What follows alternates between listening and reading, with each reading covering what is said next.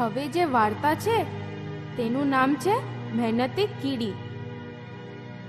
ઉનાળાના દિવસો હતા. વાતાવરણ આનંદી અને ખુશનુમા હતું. અનાજ ઘણું પાક્યું હતું. આવા વખતે એક ગ્રાસ હોપરે પેટ ભરીને અનાજ ખાધું. પછી આનંદમાં આવીને તે ગાવા અને નાચવા લાગ્યો. મહેનત કરવાથી શું મળે, મારું પેટ તો ભરાય છે. ના ના ના ના ના ના ના ના ના ના ના ના ના ના ના.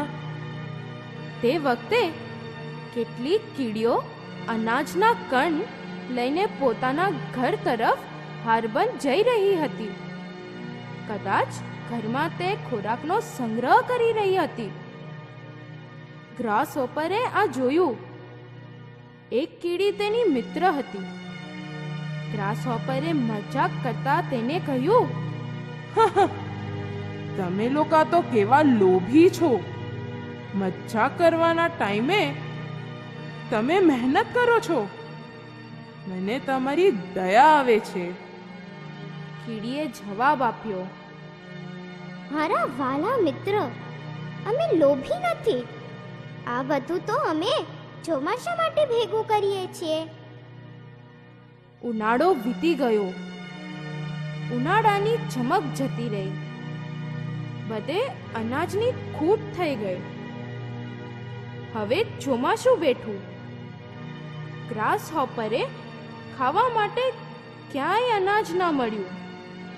છેલ્લે તેને ભૂખે મરવાનો વખત આવ્યો.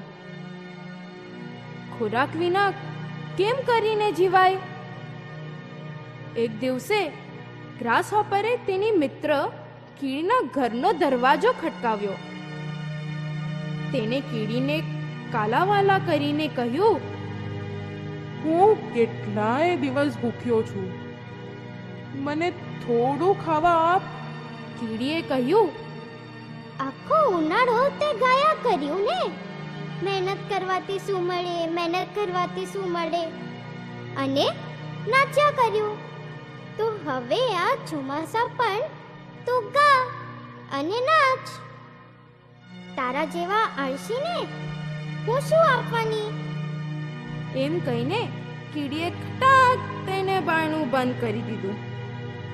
તો આ વાર્તાથી આપણને એ સમજમાં આવે છે કે મહેનતથી કરેલી બચત આપણને ખરાબ દિવસોમાં ઉપયોગી પડે છે. તો આમ આપણી વાર્તા પૂરી.